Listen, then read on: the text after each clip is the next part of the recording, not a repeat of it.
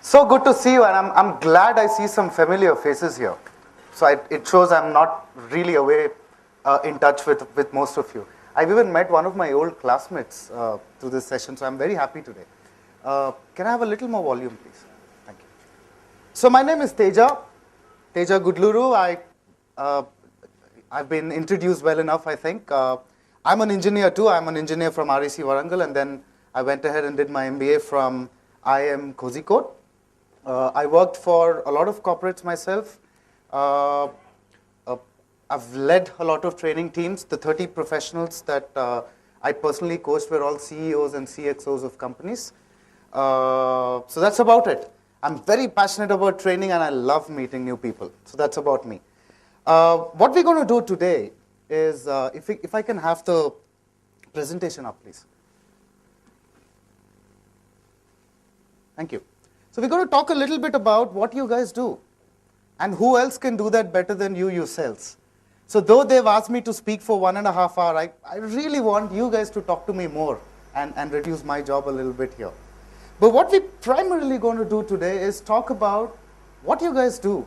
There's so many people, more than 70 people I see here, who all are striving every day passionately to get your students build careers. And that's a brilliant part about us.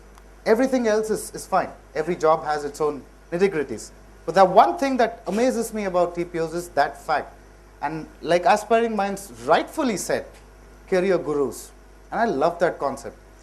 Before I move on, I was actually on the way to this place, and I recollected a story my mentor, my personal mentor, once told me.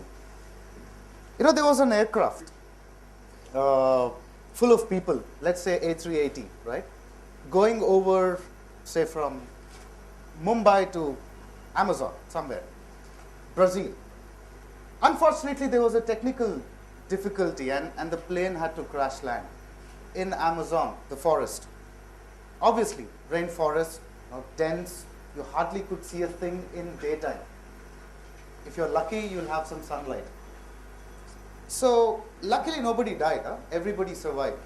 They all got off the plane, struggled for a little bit, shocked, terrified, traumatized, looked around, everybody sat around for some time, waiting for some help to come. Thanks to modern aviation, they had all the first aid required, so nobody was really badly hurt. Once they pulled themselves together, somebody from the crowd got up and said, hey, how long are we going to sit here and waste our time? Nobody is going to come save us. We can't even see each other in this darkness. What would they see us? So the other guy says, you know what? Let's do something ourselves. Let's all make a plan. So all the 100 passengers came together. They discussed. They brainstormed. They got all the ideas together. And one guy says, you know what? I've been in the corporate industry. I know how to organize projects. Right? So let's do this. There are propeller blades that are lying around there. Let's break them. Right? Let's cut through this dense forest, form a line. If we go to all of them in different directions, we'll get nowhere. So let's all form a line and start walking. And as we walk, and I said this is dense forest, remember? So they used the propeller blades to cut the trees that were on their way. Everybody formed a line. The people at the front were doing most of the job, and the others happily enjoyed the scenery, like taking a nature walk. So suddenly they walked for hours and hours, and then they realized the blades got blunt. So the other guy says, you know what? Let's go back, get another blade. So while somebody cuts in the front, the others at the back are anyway useless, doing nothing, enjoying the scenery. Let them sharpen the blades. They did a wonderful job. Started walking again, walking again. They walked for 2 days. No signs of civilization. Absolutely no. One of the guys, smart guys, hopefully should be an engineer, since we're all talking about them. So you know what, something's not right. So he says, I've had, I like toddy, so I've had my own experience of getting my own toddy. So I'll climb up the tree and see what's happening, where are we heading? So he climbs up the tree, and to his shock, right, he's flabbergasted. Suddenly he shouts to all the monkeys, and walking and working hard and singing songs. Hey, the civilization is that side.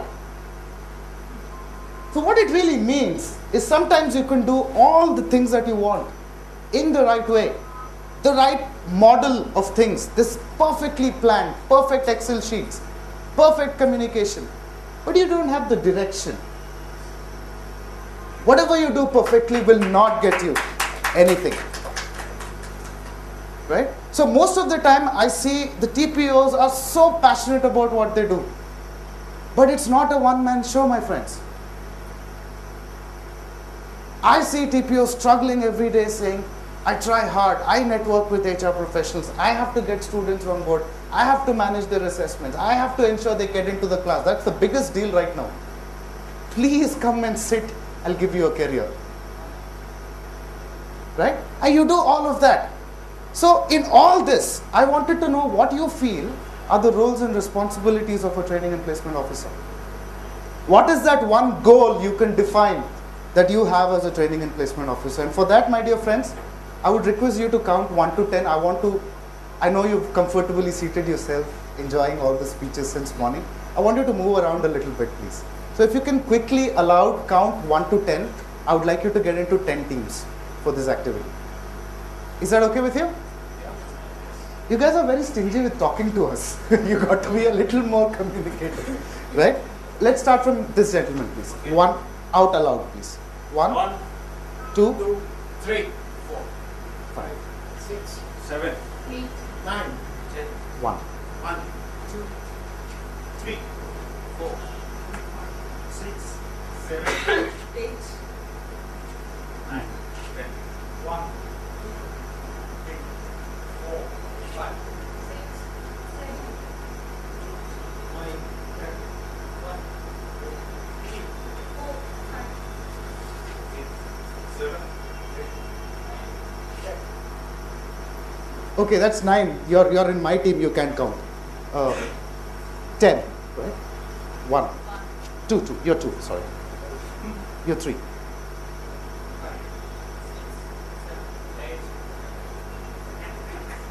1.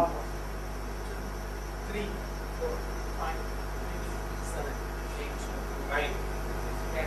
1, 2, 3, 4, 5, 6, 7, 8, 8, 9. 10. 1. I know we missed a gentleman, I think, at the end. Did we miss you? You counted? Okay. Okay, as quickly as you can, as organizedly as you can. All the ones get together, all the twos get together, all threes, fours, fives, like this. So all ones. Beside this. Excellent. Forgot your numbers.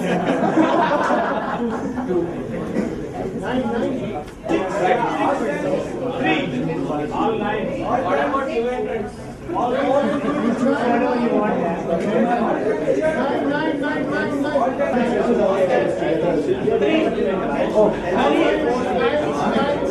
Guys.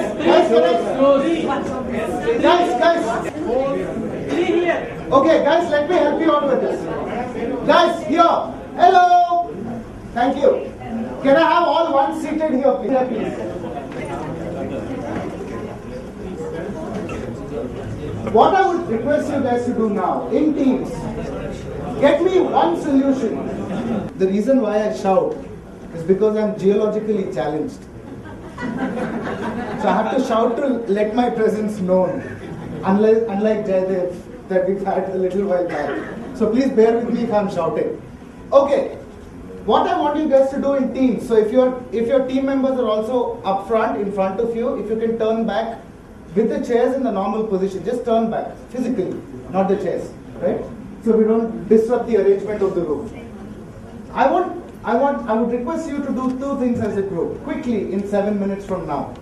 1, what are the most or the top 3 roles and responsibilities that TPOs today have or should have? Okay? And what is that one goal? What is that one goal you have as a training and placement officer? One goal. I know we have a lot in the current situation, in the current market, we have a lot of goals, right? What's that one primary goal that you have as a training and placement officer? If you can spend 7 minutes to discuss that together and come to a common consensus as a team, for me, 7 minutes is all you have and your time starts now. Thank you.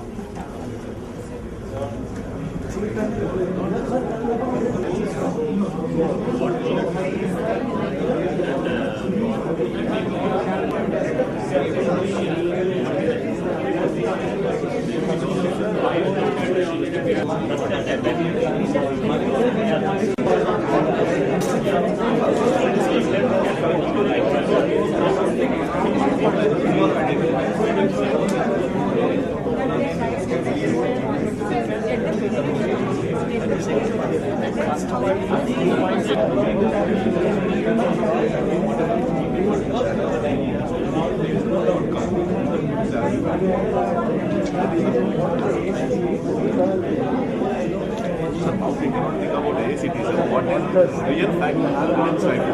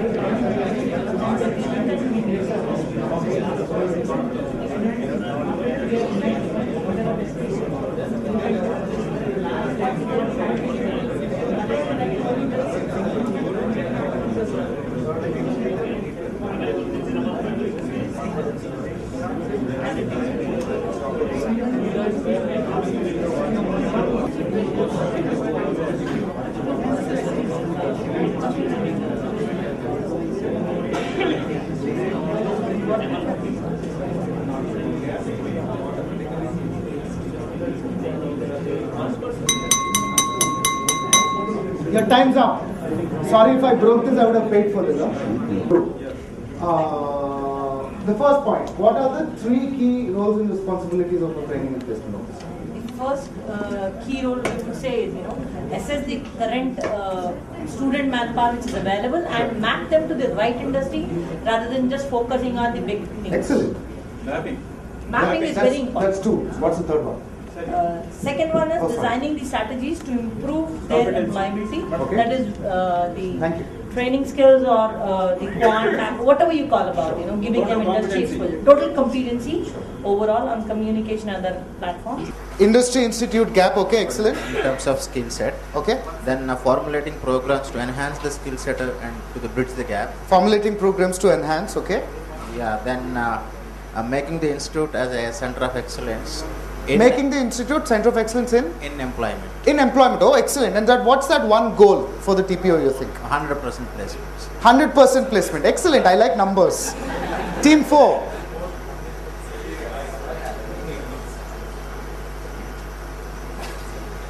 First, in my role of TPO, first point is identify the goals of student.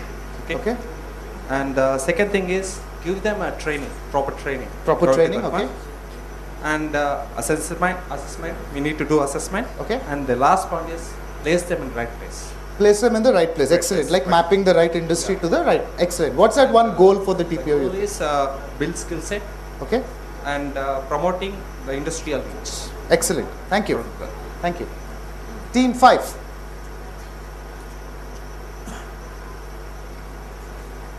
First step is to motivate the students towards the trainings, Sure. identify the right trainings, and also give them opportunities in terms of the company requirements, as per the Excellent. company requirements. Excellent. Then second one is increasing their competencies. Increasing competencies, okay. Yes, and third is directing them towards the career, and our goal is giving them right soft skills and technical Skills as well. skills. Okay. Build these skills adaptive to the company requirements. Excellent. And what's that one goal you decided? That is our goal. Oh, that's your goal. Make them adaptive to the company. Excellent. To the market Excellent. situations. Excellent. Thank you. You were team 5, right? Team 6. This was 8. Okay. Team 8 breaks all norms. It came before 7.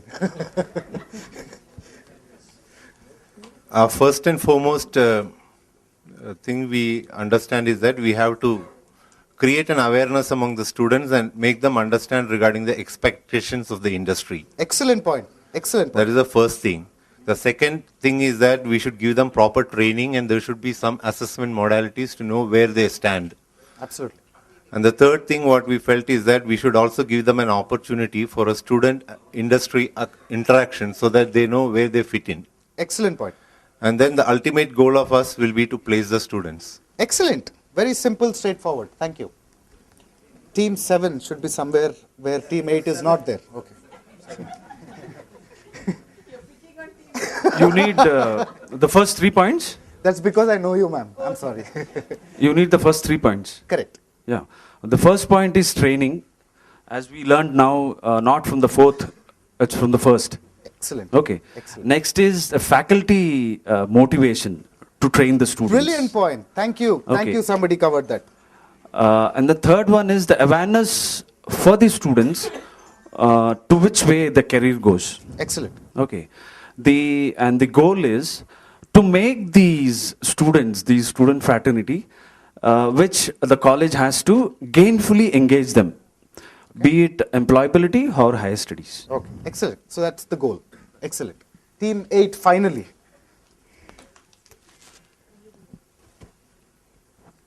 Thank you, sir. Our first point for top 3 roles would be to conduct a SWOT analysis of the institute where we are. Excellent. Second, conduct the SWOT analysis of each student vis-a-vis the competition. Excellent. And the third one would be to educate and train students with a view to fulfill the gap between industry needs and capabilities of the students. Excellent. And what's that one goal for the training? One and goal, placement? provide suitable employment to all employable candidates. Excellent. I like that careful word in between. Employable candidates. That's what training companies like us use most of the time. 100% placements for employable candidates. Team 9.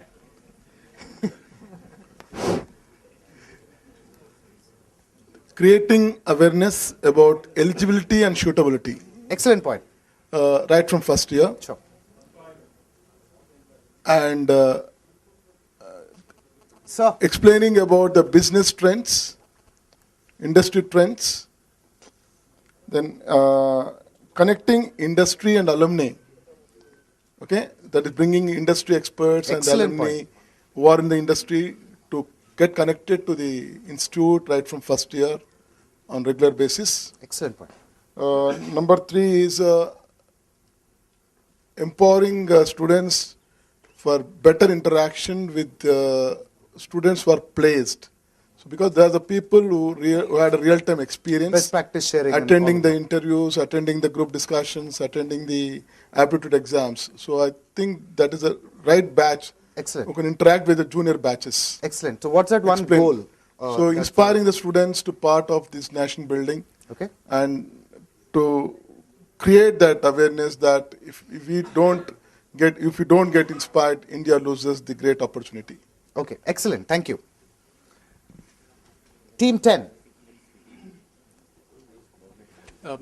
There is a lot of commonality in the points discussed by the 9 at the end. If I could somehow negate what was discussed here, just to give you a sense of what we are thinking, I'm sure a lot of us who have seen a film called The Dirty Picture would remember what Vidya Balan said.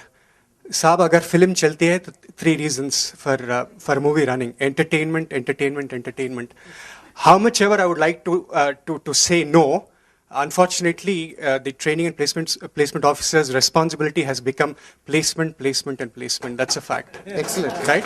Excellent point. The other point is, there is some reason why the training and placement office is called training and placement office. It's not called a placement and training office, right? Excellent. So unfortunately, we have reduced the entire process of career building into training once in 4 years, which happens in the last semester of the 4th year, and then pushing them into the marketplace, assuming that everybody will get placed. I don't think careers are built on a piecemeal approach. We have to start focusing from the first year and also help them orient their own learning to what they want, to where they want to head. So direction setting is very, very important. Excellent. Madam has already covered. The second point is competency mapping is extremely important. We cannot have one-size-fits-all approach. We have Excellent to point. discard one-size-fits-all approach. A great mathematician may not be a good cardiac surgeon, pretty obvious, right? So we have to judge people on the basis of their talent. I think talent mapping, competency mapping is very important. Third, I mean, this is a very personal point which I would like to make is my father was in the Indian government for 35 years. He had what he calls a cradle to grave job. He went into a job, he was there for the rest of his life. Those days are no longer existent. We have to tell our students that, look, your job is as good as your performance yesterday. So attitudinal change, I think, is very, very important. I think all of us can be catalysts in improving students' attitude towards what is happening. So these three are the basic roles. As far as goals are concerned, sir, I told you placement, placement, and placement. Thank you. Excellent. Excellent. You know what I gauge of this? Industry enough so you can map the industry requirements with the talent pool that you have in your colleges. And three, most importantly, once you map them, see where the gap is and train them to get there. Goal, however, like the gentleman just said, I'm sorry I missed your name. Kiran, thank you so much. Can I have the presentation like this? Placements, placements, placements. Primary goal. And I like the way Kiran put this. Primary goal. Right? It is, fortunately or unfortunately, I've seen this. Parents come for counseling. The first question they ask is not, how is your faculty? How is your infrastructure? Will my student learn? Where will he get a job? Will you get Wipro in your college? In the first year, for Christ's sake. Right? But do you go back and tell your kid, these are the skills that you need, my son or my daughter, to get a Wipro or any other company? That's where we get in. Right? And I loved what Varun said. Start first, not fourth. Absolutely. I'll tell you, most of you mentioned a lot of points about industry awareness. When I went to the US, and this was not far back, this was about 5 years back, and somebody actually asked me, do you have electricity in your country? And I'm not talking rural areas of US, this was New York. One of my colleagues from HSBC. I said, wow, how do you think we work for you? Right? And then he said, do you still have women with pots walking on the streets? All that. I said, wow, no, not anymore. We all have taps in our kitchens. Right? Fourth thing, do you still have buffaloes on the roads? I said, probably yes, but yeah. Right? I said, where is this coming from? You go and talk to a student. What do you think America is? People meet and they date. There are parties and there is Las Vegas. Have you ever wondered why? It's what they show on movies.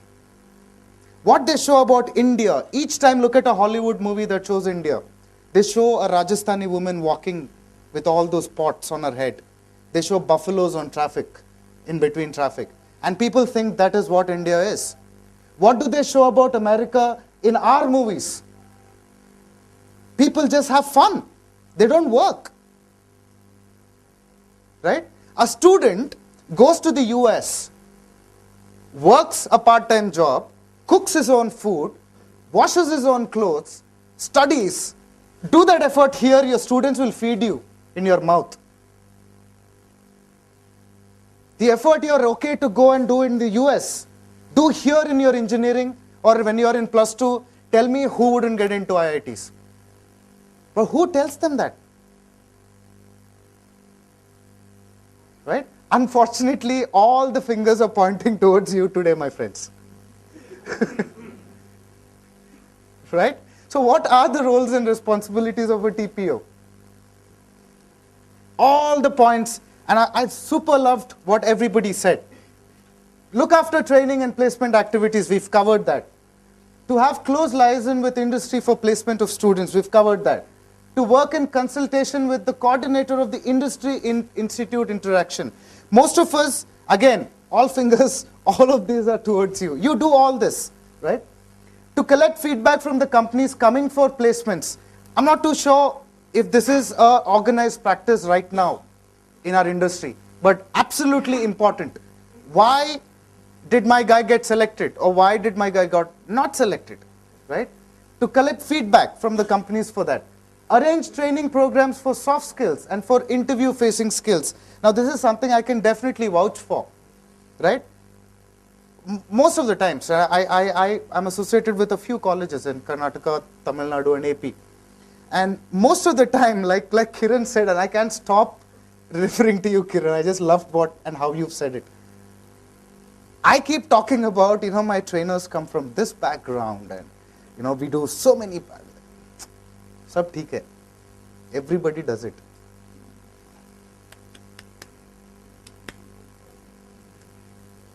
Where? Which company is coming?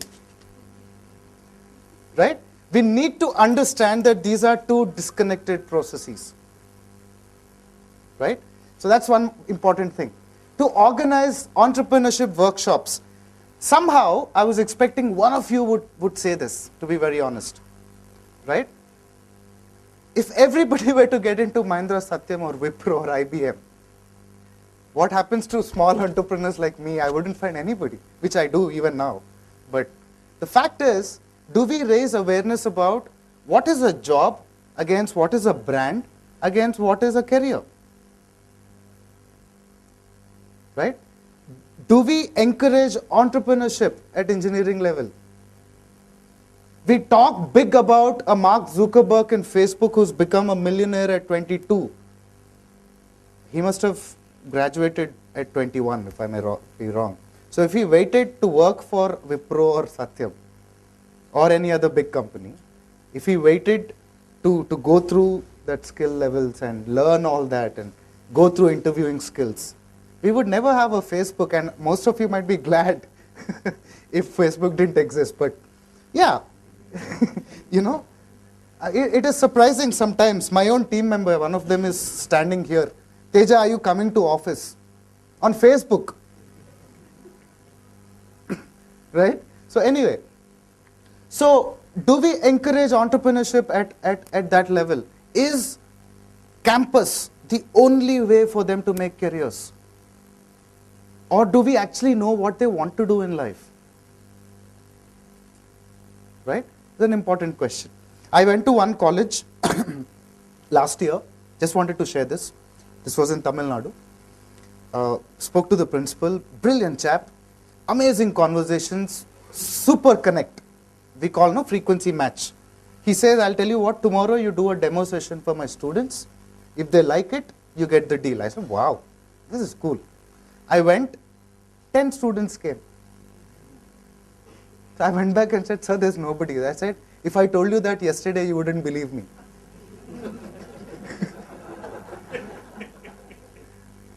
I wanted you to experience what my problems are. Right? Again, who ensures that? The fingers are pointed to you. Right? That I have not listed here for obvious reasons, but yeah. Right? One of the models that we follow, quickly moving on to what can be done. We've all identified problems. We all know what it is. And trust me, before I move on to the next concept, I know most of you would have already been doing this, considering the scale and the range of experience you guys carry. But I thought it would be a good idea to commonly in this forum discuss the next model that we call the ADDIE model, right? Of how do I deal with my students? How do I plan this entire process of training and placements, right? Needs assessment. We spoke about this, right? Assess the needs. One of my own students, two of the market. How many of you knew that about 3 months back, there were about 600 engineering students that were picked up in mobile technologies?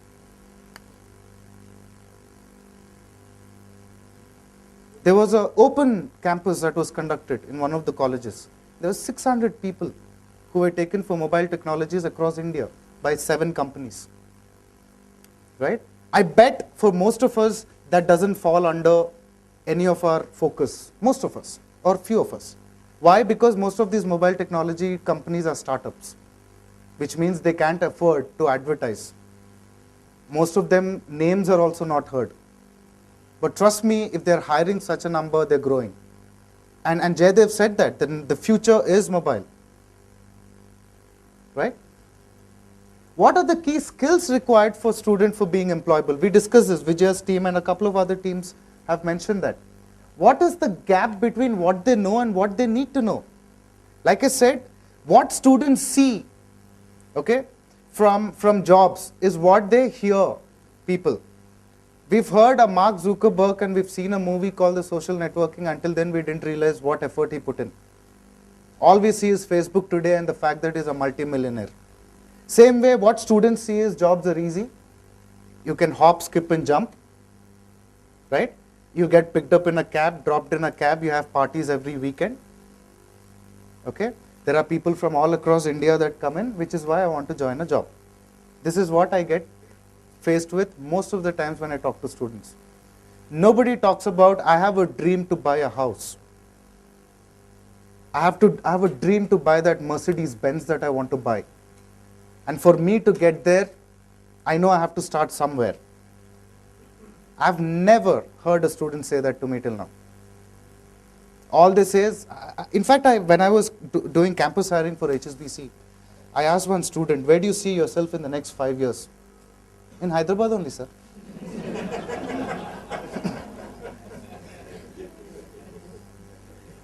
Right? I mean, I feel sorry, that guy had 80% in his academics. Right? There was another instance, I'm not going to refer to this much. In Telugu, the way of getting warmth is saying mana, if you understand. Right? Mana company allowance, sir? How is our company? Right? So I asked this guy, tell me something about yourself. Sir, I won't tell the location, but I'll tell you. Sir, my name is so-and-so, sir. Our father is retired, sir. Our mother is housewife, sir. We have 2 brothers, sir. Okay, excellent. Right? This was long back. I know things have changed way beyond that now. Right? At least there is some basic understanding now about interviewing skills. But what is important is, do these guys realize why companies are looking at analytical and aptitude tests in campus? Algorithms, logarithms, so much they've taught us in school. I never wondered why and where I will use this. My dad goes to the office, probably would be doing mathematic calculations. Was my understanding when I was studying. Today, I struggle every day making those Excel sheet formulae. Had somebody told me in school, boss, you study this mathematics in 10th class, you're going to use this every day when you work, I would have probably learned them better and not from a passing perspective. Right? So when we talk about skill assessment, talk also about, do these guys actually have skill awareness? Right? And once we assess and they have the awareness, brilliant, half of the problem is solved. One of the reasons why formal education stops at 16, when I say formal education +2, after that everything is off what you've learned till +2. Right? Just application of that in various, for a job. Right? One of the reasons why across the world formal education stops at 16 is because after 16, something big happens in our body. Any guesses what it is? It's not biological, it's something to do with mental. Any idea? No?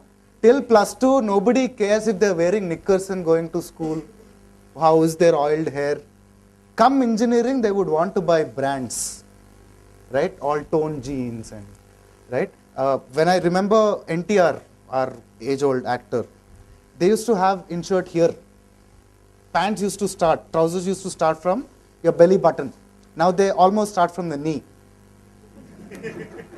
So we've progressed a lot over the last few years.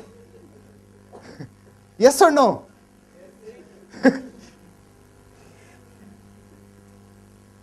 Yes, right? Yeah. So do they actually know what are the skills, what is the skill awareness that exists? And that can only happen through proper assessments. Right? SWOT, somebody mentioned that I think in team 8, right? Is that correct? Sorry sir, I don't know your name. Mr. Lalit Narayan mentioned this. Do a SWOT analysis. How many of you are aware of what is SWOT analysis? Excellent, excellent. Strengths, weaknesses, opportunities, threats. Do you gauge them properly for 1, yourself, 2, your institute, 3, your students, 4 of the company that's going to come? Any idea why I said of the company? I've had at least 4 instances that I've heard in the market in AP where a company proclaiming to be the best in so-and-so technology has come in and offered offer letters and all of that, but nothing ever happened after that. Students go there, there is no office only. He said, yeah, come to iTech City, you'll work there. Yes? So it's very important that we do a proper SWOT for 1, ourselves as individuals, 2, as an institute, 3, as a students, and 4, as the industry. What are the areas of weaknesses that students must be trained? When we identified weaknesses, right? I somehow can't stop thinking what Varun said. First year, because we're giving ourselves way too little time to work on anything. Imagine this, people. 90%, maybe that's too much, right? I love giving statistics. Let me reduce that a little bit. 80%, right, of a student's time goes in your college. Those 4 years. Or in and around your college, let's say that. Right? Excuse me. Which means, most of the time they spend outside their homes. So I will still not blame the parents here. It's the environment around them that can influence them, right? When you have so many environmental factors, okay, one TPO, unfortunately, my friends, can't influence too much. You can create the environment, right? But is that conducive enough? Is your faculty in line with what your thoughts are? Because every 1 hour they have a new person walking in, and for a human that's difficult to adapt. Because every faculty has their own style of learning and teaching. Right? Are they aware of corporate culture? Does that fall into your SWOT analysis is something that you need to think about. Because you will do your job. You are putting in this effort to come here and spend this time with us, to know what is the industry and connect with the industry. How many of you go back and think your faculty, the rest of your staff, your team, I would like to call, are aware of this industry connect? What you probably get is about an hour with the student. The rest of the 8 hours goes with others that you have no control over. And sometimes when we talk about influencing them, that plays the biggest role. People don't care how much you know until they know how much you care. I believe in this completely. And this is a leadership concept also I try to drive. People don't care. My team wouldn't care if I'm an IIM graduate or from REC Warangal if they don't know that I care for them. Would you listen to me if I saw you at a bus stop and say, Madhav, TPOs are actually supposed to concentrate on placements? You would probably slap me. Yes or no? Right? Until they know you care, they don't care how much you know. Simple. Right? Where are the opportunities and threats? Most important, market industry is easily available. And we'll talk about how very quickly. Right? What is important is how much of opportunities and threats are you aware of your own students? You're training that poor guy on soft skills, interview skills, and that guy wants to write GRE and go to the US. Right? You tell an IBM that there are 70 students who are going to attend and you'll only have 22 of them coming in. Getting where I'm coming from? All this needs to happen right from the time they enter. Yes? Development of action plan. I know about 5 teams indirectly mentioned this when we were talking about responsibilities. What kind of activities can be facilitated? I had a couple of colleges doing brilliant activities. They've created an office space within their theater in a way they can. And for 1 week, everybody worked as if they were working for a corporate. And they recorded that session. And they showed that to HR, saying this is how we train our students. Right? So it's in your hands to become as innovative as you can and say, how can I get all this download that I am getting from the industry to the students in a way that they will like Kiran mentioned, what students also today want is entertainment. Yes? So how can I make innovative methods? I did an event the other day where we did something called Why This Kolaveri D. What is that event?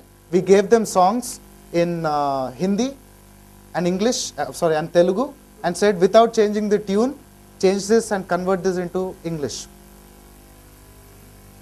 It was fun, all right. What it did is it did nothing to their skills. What it did is to their attitude, they at least felt comfortable coming up on stage and talk to people.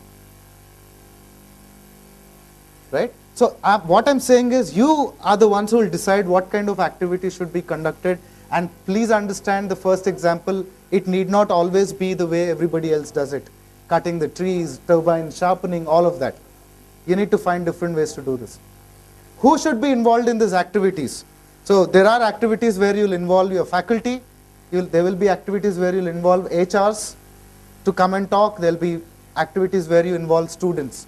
How many of you encourage students to take up freshers parties as projects and have them submit who is conducting this? Why did they select a team? There's always a team that does this.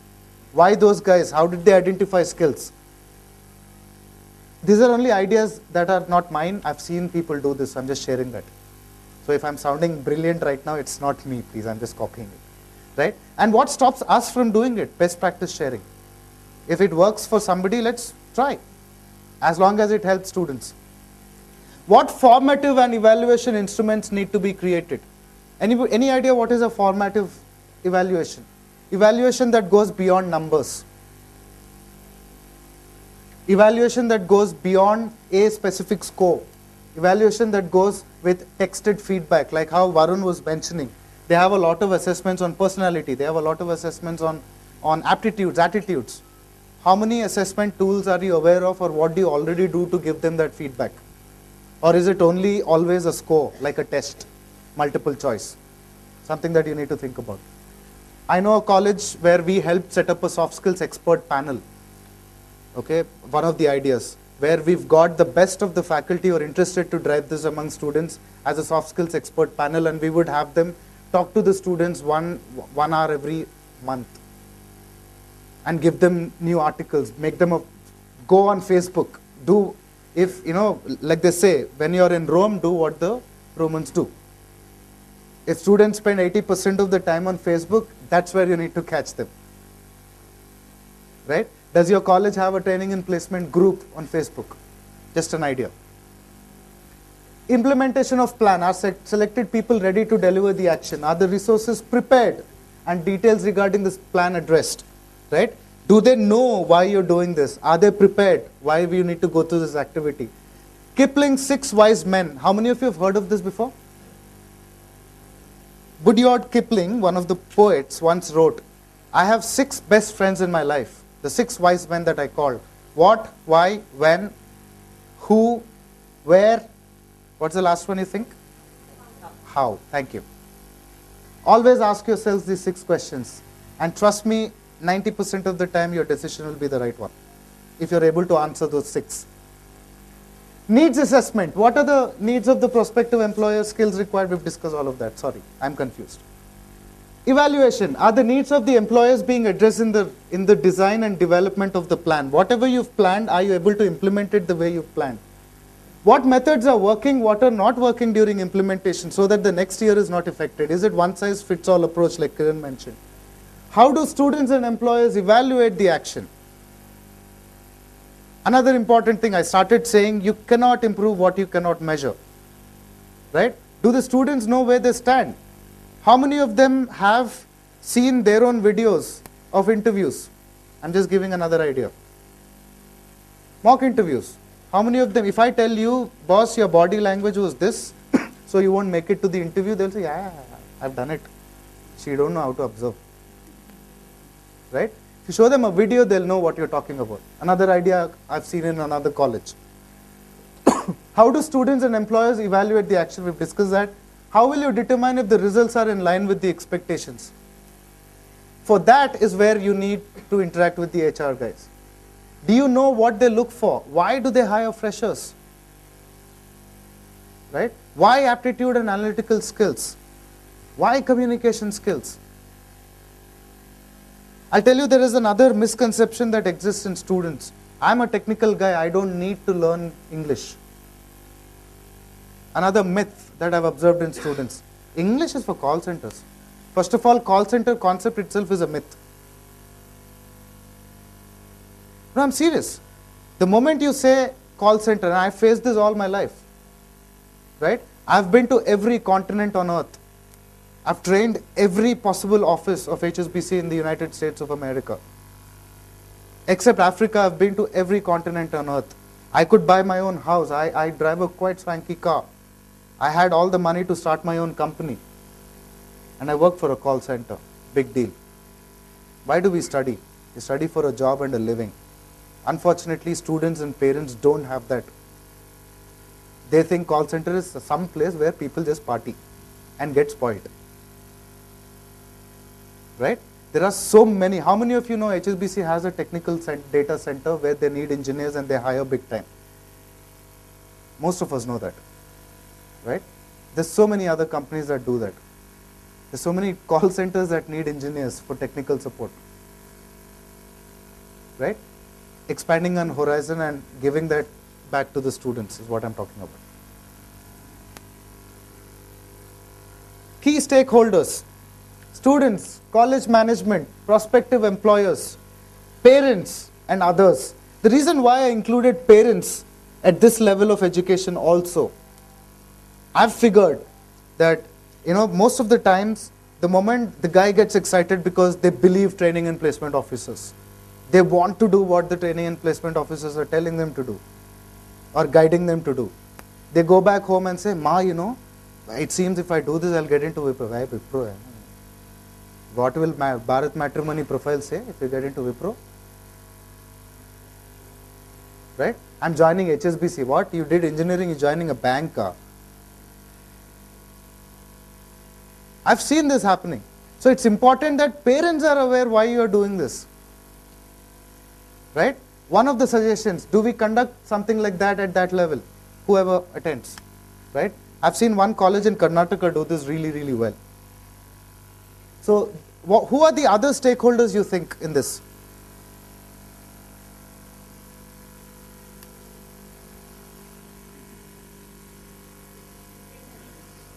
Thank you. Managements, chairmans, all the decision makers that decide for you sometimes what needs to be done. Those are also key stakeholders which we have to consider when we do all this. Cannot forget. Yeah? So basic agenda is assessment of market needs, SWOT analysis, development, branding and branding strategy. This is agenda for you as a training and placement officer. Implementation, networking and social media as a powerful tool. Evaluation, feedback from the organization, management and students. Does this sum up our roles and responsibilities, you think?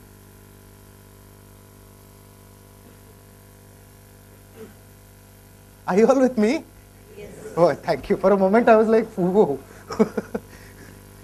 Because God's given me an amazing gift. I can put any participant to sleep within minutes.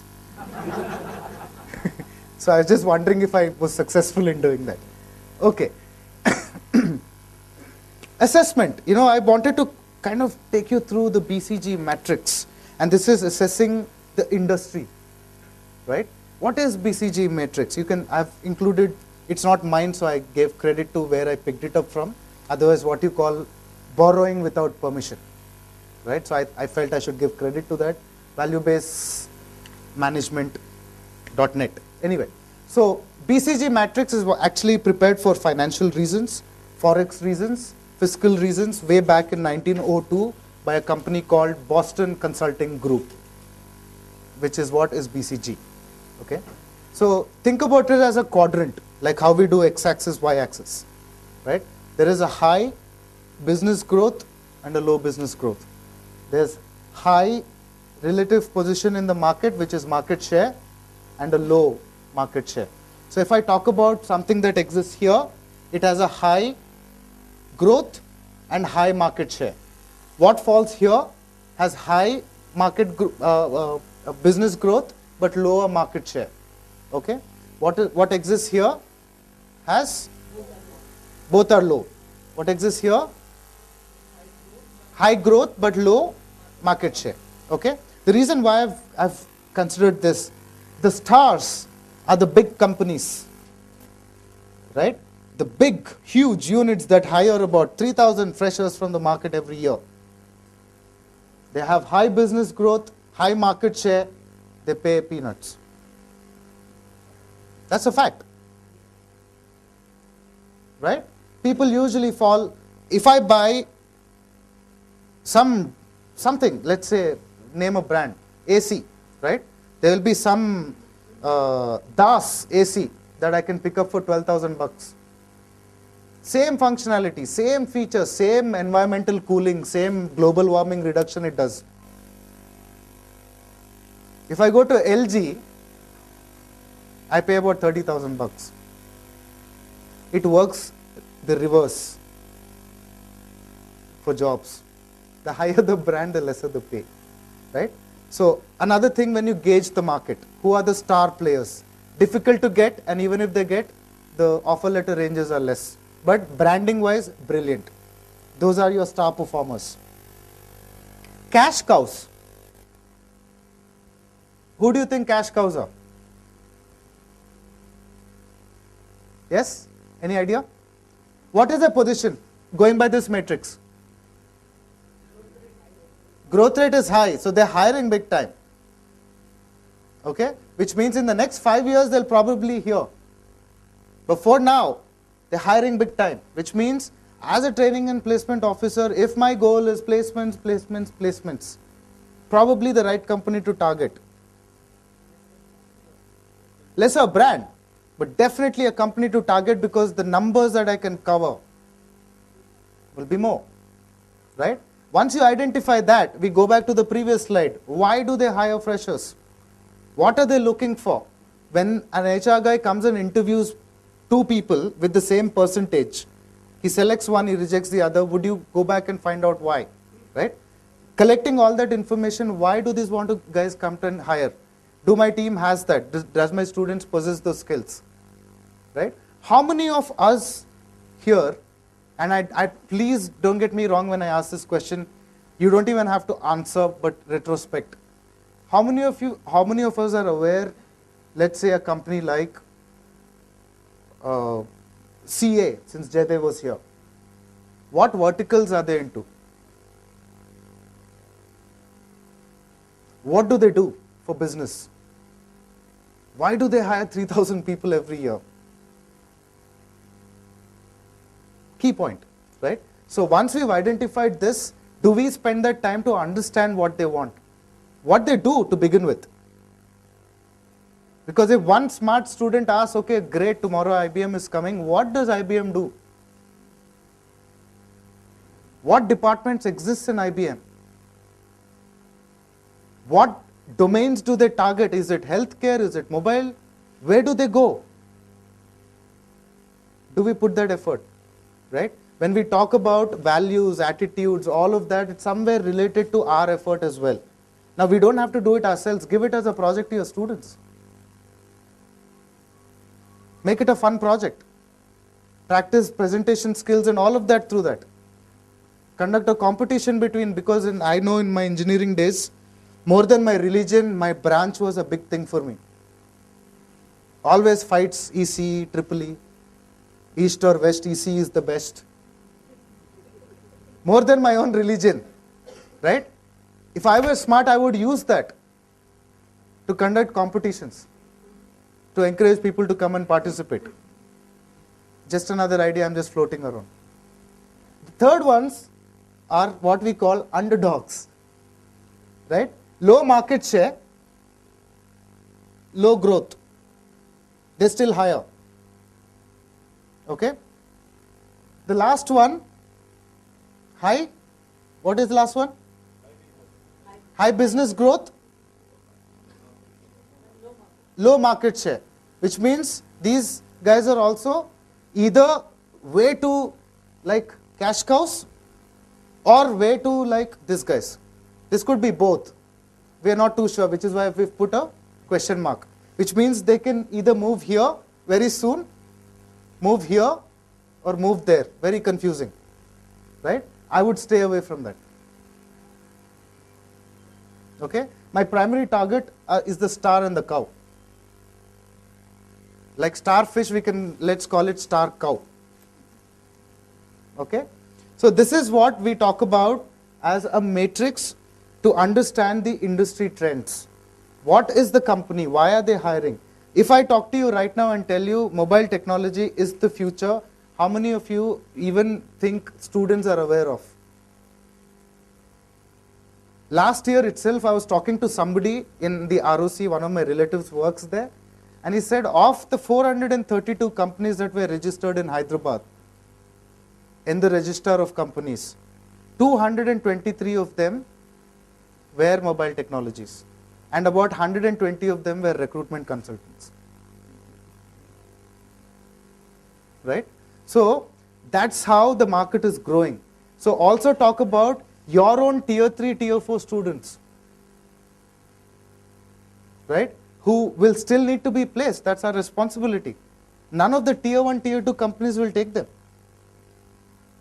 Go to companies like these which are startups. They are desperate for people who will come and work for them. A job is better than no job. Yes or no? Right? SWOT, we spoke about this. Most of you are aware of this. Strengths and weaknesses, opportunities and threats. Can I skip this? It will be a repeat of. Branding, very important, right? Who do we brand from our college? Students, management, branding. I overheard Varun talking to somebody, and he said, people look at the value of the student, the quality of the student, not the institute, if branded properly. Right? Somebody was sharing, I think some gentleman from CVR, I think, was sharing that most tier 2 companies or tier 1 companies now want tier 1 students from tier 2, tier 3 colleges. Right? There's a very famous proverb in Telugu. Unless the baby cries, the mother won't even know the baby is hungry. Yes or no? You translate it for yourselves in Telugu. Thank you, sir. Right? Unless you tell, you raise your hand and say, boss, I have excellent people in my institute, no HR will bother to look at because they're too busy. Let's accept that. That's a reality.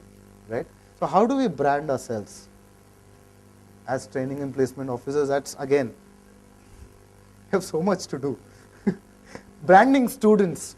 How do you identify? One of the ways is if you have a proper platform where you can show their actual skills. Right? A lot of them available in the market. Varun spoke about the brilliant model they have. Right? Is there something that is authenticated by other companies that you have that says, one, from a perspective of numbers, this is where my skill levels are. Right? That's how you brand, one. Two, how do you brand yourselves? The events that happen and identify students that top perform. People who win awards and come back. Some competition, paper presentation, whatever. Do you brand that as an achievement when you brand your college? Right? Branding the management. What are the strengths as a faculty team that you have? Who recently got a PhD? Who submitted a research paper? Whose article got printed in the newspaper? Also makes a lot of difference, right? And that's branding too. Branding self, right? Are you identified when you walk into forums? Do people recognize you as so-and-so from so-and-so college? Do you spend that time enough to connect with people across HR? Casually. Don't, the first thing you connect with them, are you coming or no? Don't, build a relationship. Talk to them, find out, say I'm doing this, I would like to train my folks better. Can you give me some ideas? The biggest thing that works that I've seen in life, okay, is when you go and say, I need your help, you're the expert. Right? End of the day, you implement it or not is your choice. But that guy will feel great about giving you that help. Do you build those relationships with people? Are you active on LinkedIn? We'll talk about that in the next slide. Are you active on social networking sites? Do people know you in forums? Do you talk about your achievements on Facebook forums in various sections? Are you connected to companies' Facebook pages? Unfortunately, today, people are more connected through social networking than through their own families. Unfortunately, that's the fact.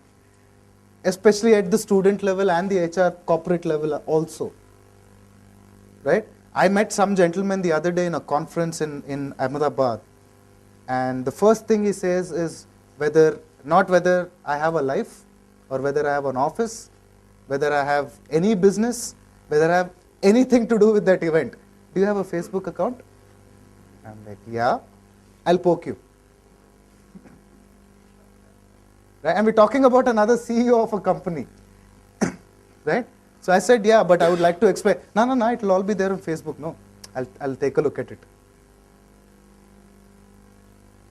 Right? Or add me as a friend, I'll take a look at you. You have a page, I'll do a like. How many of your colleges have pages that people have liked? How many of you have invited HRs to come and like? Because the moment they like, they get updates of what you do on that page. Right? Even when you do not create your brand, you're creating a brand. You agree? Yes? That's a brand you create. Yes or no? That's what I wanted to mention. Communication, building network, I just spoke about that. Communicate events and highlights of your college, right? Of your students, of your faculty, of yourself, right? How many PhDs are there in your college? How much infrastructure, how many computers, what Wi-Fi, all of that could be a branding item for you. If you really take it seriously. Nothing is small. In business, I mean, look at Vodafone ads. How many of you are Vodafone users here? At one point of time, they're doing brilliant now. At one point of time, they had a terrible network. So before you complained, they advertised. Wherever you go, we'll follow you. And it was the other way around. Wherever there is a tower, I'll go there to call. They changed big time now. Right? It's amazing. I use a Vodafone too now. But previously, branding is all about what you inculcate in the other person's head. Unless I used Vodafone at that point, I was one of those bakras who took Vodafone at that time. Because I'm a dog lover also, and they showed a nice, cute little pug. I said, wow, these guys have amazing network. Right? Please call us, we'll help you. They say. Right? All of these are branding items which could also be there, not so great items. But it's all about consistently putting that into the learner's head, into the user's head.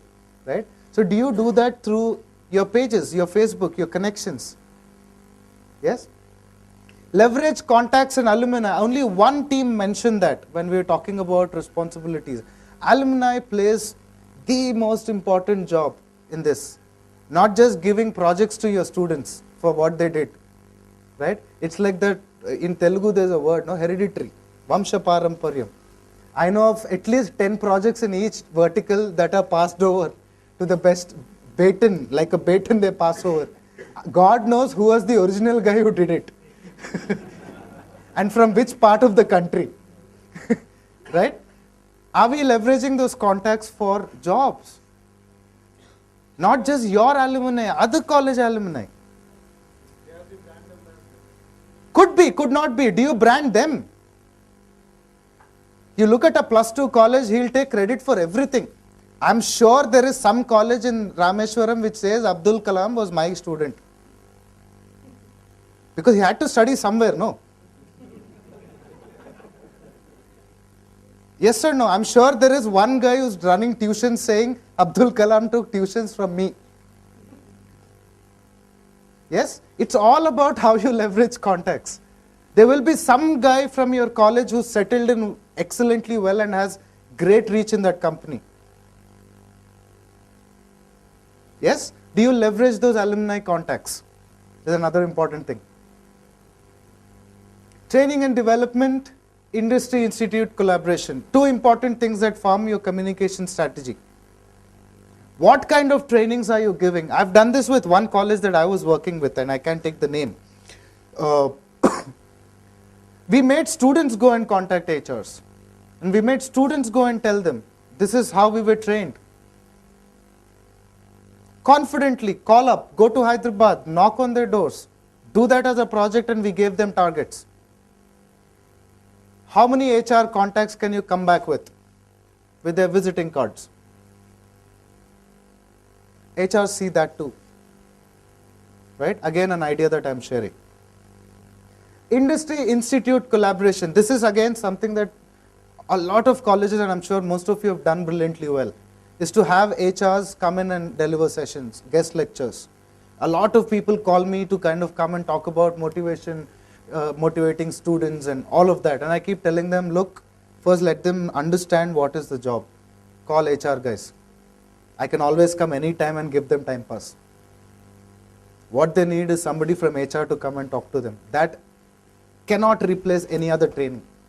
To see somebody who's going to hire them in the future come and talk to them. Nothing gives them more inspiration in whatever we can than an HR guy coming and talking to them from the industry. Right? Very important. Leveraging social media. Right? Facebook, LinkedIn, Twitter, blogs.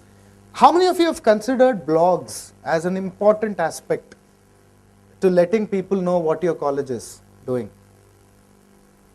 Right? Create articles. Blogs let you create articles on your own. Put pictures, do all that, like a press release online. How many of you update that on your website? So when somebody does come across your college's website, do they have all these blogs of events and happenings that happen in your college? Right? Are we leveraging what is available to us? Today we don't have to travel to do a sale. All we have to do is brand ourselves online. Right? Me and my team ourselves, we are a part of about 223 training and placement officer forums on LinkedIn. 223. Right? Banjara Hills Road number 36 training and placement officers forum. There is one. I'm just kidding. But those are the kind of numbers we have. Do you contact and see what the others are talking? Not every time we have so many training and placement officers come together like this in a brilliant forum like this. Social media can get you that every single day. Right? So are we leveraging Facebook, LinkedIn, Twitter, blogs, all of that? Is something that you'll have to consider. Right? There are a lot of free tutorials available on YouTube. What we otherwise call social media networking. Okay? Please go through them at your leisure. There's some brilliant suggestions given on to how you can quickly connect to people. Yeah? Evaluation, connecting with company HR, reviewing previous year trends, understanding emerging technologies and trends globally. Even Jaydev mentioned about this. Once you connect with these HRs, do you find out what was their say about last year's recruitments? What would have helped them? And ideally it should happen before your first year enters, after counseling, that gap that you have. What happened with last year's recruitments? What do you think could have been better? What would you have liked when you went to colleges? Take that, apply that. Next time when you talk to the HR, you know the pain points. You can say, you know what? We've done this. Would you want to come take a look at us? Right? If I've known a few colleges that use assessments as a marketing tool. They say we have 30 students who have performed over this, and this is their scores, this is their report. Right? Can we send them there? This is another thing that colleges don't often do. And Jaydev mentioned that a campus interview is not just a company coming and sitting in the campus.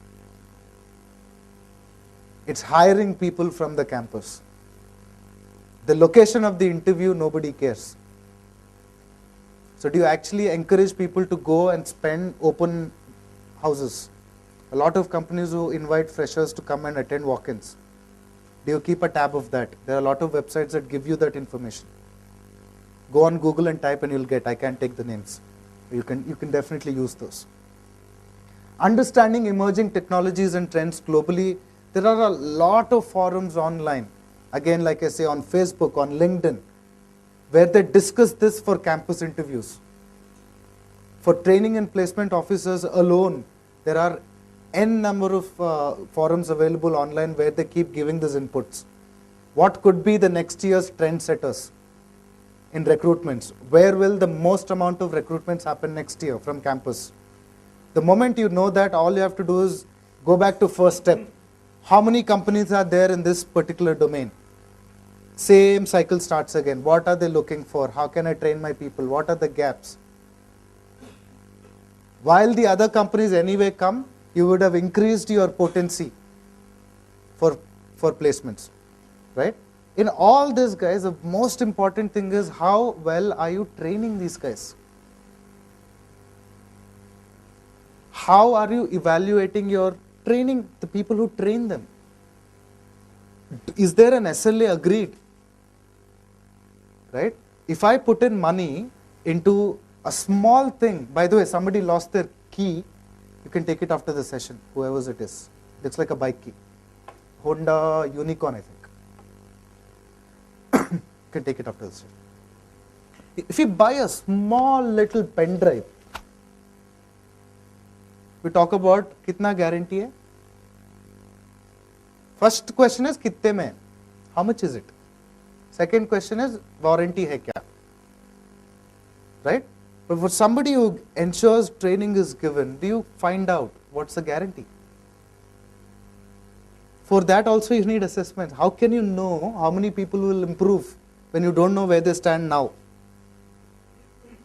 Getting the connection, guys? Yes? So with that, I actually wanted to share a very nice story with you. It's called the corporate caterpillar. How many of you have heard of this? You've heard of this? Okay. I'll repeat it, so it will be a repeat for you. Excuse me, guys. Have you ever seen caterpillars? Yes? They usually walk one behind the other. Observe, ever. The moment they go out of that formation, they go haywire. They don't know where they're going, just like how sheep are. So what they did once is they placed these caterpillars in a straight line and gave them a lot of space. They still walked one after the other. Then they said, no, let's not do this. Let's put them in a circular path. They still went behind each other in a circle. They put mulberry leaves. They love mulberry leaves, by the way, right? They put mulberry leaves in between. 4 days later, all of them died because they were continuing to go behind each other, got exhausted and died. If one of them could think of doing things out of the normal and stepped out and ate that mulberry leaf, the others would have followed. The moment they put them in a circular path, innovation went away, persuasion went away, direction went away. They were basically following each other. Previously, at least there was somebody leading this, right? So there is activities that will happen and there will be accomplishments that will happen. Are we merely running activities as activities or are we accomplishing something from that? On that note, my dear friends, thank you so much for giving me this time.